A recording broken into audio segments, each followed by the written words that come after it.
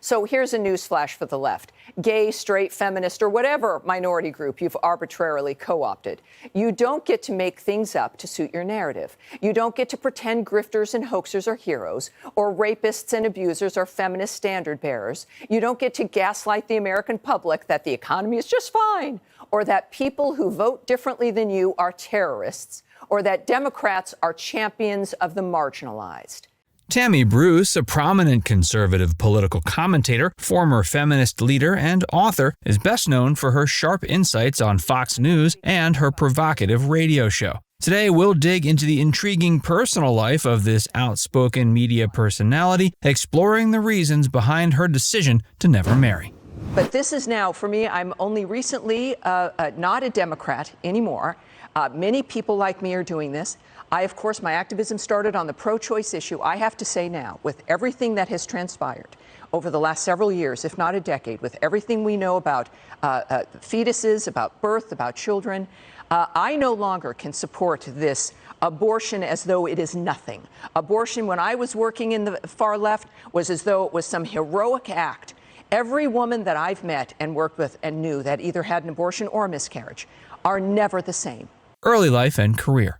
Tammy K. Bruce was born the 20th of August, 1962 in L.A. Raised primarily by her mother, Bruce had an unconventional upbringing. She never met her father and is unsure if he even knows of her existence. Bruce's early life was marked by intellectual curiosity that often surpassed her peers. She dropped out of school at 12, obtained her California high school equivalency at 15, and briefly lived in Chicago with relatives before returning to Los Angeles. In her late teens, she began working as a personal assistant to actress Brenda Benet, known for her role in Days of Our Lives. This relationship had a profound impact on Bruce's life. After Benet's tragic suicide in 1982, Bruce worked for other entertainment figures, including actress Gloria Loring and actor Alan Thicke. Her formal education resumed later in life. She earned a bachelor's degree in political science from the University of Southern California. Her entry into activism came in the late 80s when she became involved in the pro-choice movement. Her aggressive tactics in defending abortion clinics caught the attention of the National Organization for Women. In 1990, at just 27, she became the president of NOW's Los Angeles chapter, the youngest person to ever hold this position. The gay liberals have turned into bullies when our work is to stop that kind of behavior. And I think that if I can serve as an example of being able to give permission in a way, or to serve as an example saying, look, standing up for our values and what we believe in is what we need to be doing. And to defend especially those who are under attack, like Christians, is exactly what our job should be. Why Tammy Bruce never married.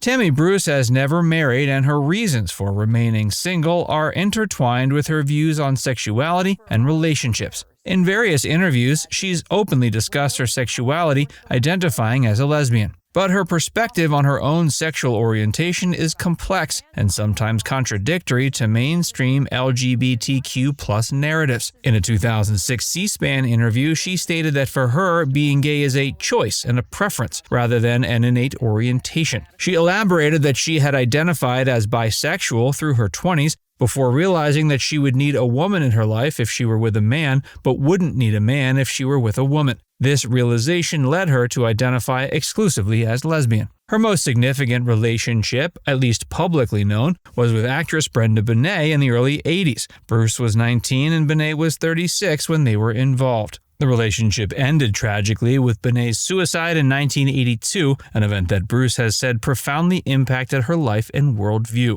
In the C-SPAN interview, she shared, quote, "She committed suicide in April 1982 in my bathroom, and I was 19. She was 36. The trauma of this loss may have influenced Bruce's approach to relationships. In interviews, she's alluded to ongoing struggles with forming and maintaining close relationships, possibly stemming from this early experience of loss. And her political evolution and controversial public persona may have complicated her personal life. As she shifted from liberal feminist activist to conservative commentator, her views on gender roles and relationships also evolved. She's been critical of what she sees as the breakdown of traditional family structures, while simultaneously advocating for same-sex marriage rights. Her choice not to marry could also be seen as a reflection of her individualistic philosophy. She's often emphasized personal choice and independence in her political commentary, values she seems to apply to her personal life as well. It's worth noting she's generally kept her personal life private, especially in recent years. While she's been open about her sexuality and past relationships,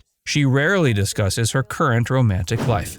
Tammy, in what way is feminism hypocritical? Look, it's been moving this way for a number of years. I was the president of NOW in Los Angeles, so I pushed that cart. Feminism originally, of course, was about improving every woman's life, opening up every door so that we could make whatever decisions best suited us. It has now become a cudgel. It's become a dividing line for the left to use against women who you either conform and pay allegiance to that agenda, or you become the other. And if you're the other, it's not enough just to not belong, you must be punished. Tammy Bruce's views on feminism. Tammy has had a complex and evolving relationship with feminism over the course of her career. In the early 90s, Bruce was a prominent feminist activist, serving as the president of the LA chapter of the National Organization for Women, or NOW, from 1990 to 96. She was known for her aggressive tactics in defending abortion rights clinics and her vocal support for women's issues. But her views began to shift in the mid-90s, particularly after the O.J. Simpson trial verdict in 1995. She was vocal in her criticism of Simpson and organized protests against him, which put her at odds with some other feminist and civil rights activists who saw racial issues at play with the case. This conflict eventually led to Bruce being censured by NOW's national leadership and her resignation from the organization. In a later interview, she explained her stance during the Simpson trial, quote, "What we need to teach our children is not about racism, but is about violence against women." She also stated, quote, "You are not welcome here. You are not welcome in this country. You are not welcome on our airwaves. You are not welcome in our culture," referring to Simpson. Since then, Bruce has positioned herself as a critic of modern feminism while still claiming the label of feminist for herself. She's argued that the mainstream feminist movement has become too focused on victimhood and identity politics. In her books and media appearances, Bruce has promoted what she calls authentic feminism, a more individualistic approach that she claims is truer to the original goals of the women's movement. Critics have accused Bruce of abandoning feminist principles in favor of conservative ideology, but Bruce maintains her views are consistent with empowering women, just from a different perspective than liberal feminism. She said, quote, "What I worry about are women. That's what makes me a feminist."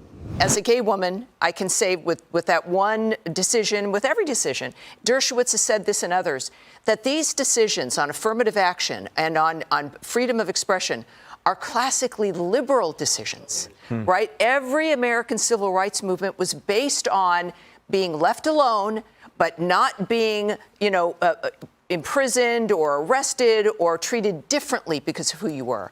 These kinds of decisions reinforce those ideas. Her sexuality and views on LGBTQ issues. Tammy has been open about her sexuality, but her views on LGBTQ issues have sometimes put her at odds with activists and organizations. She said in an interview with C-SPAN, quote, "I don't think we're born this way." This comment contradicted the stance of most LGBTQ rights organizations, which emphasize that sexual orientation is not a choice. Despite identifying as a lesbian, Bruce has sometimes been critical of what she calls the gay elite and aspects of the LGBTQ activism. She argued against teaching about LGBTQ issues in schools and has defended figures like Dr. Laura Schlesinger, who have been accused of homophobia. At the same time, Bruce has advocated for same-sex marriage rights and criticized anti-gay policies. Their rhetoric is one about America being able to be great again. And when America is strong, of course, the rest of the world is safer. So these are messages from both Reagan and Trump about lifting people up. Economically, there was immediate reaction and immediate beneficiary. Of course, for President Reagan, we had the problem of the assassination attempt, and yet he continued on his work. And for President Trump, I think what we have is a man who's as equally as focused about getting the work done for the American people. Bruce's views on Donald Trump.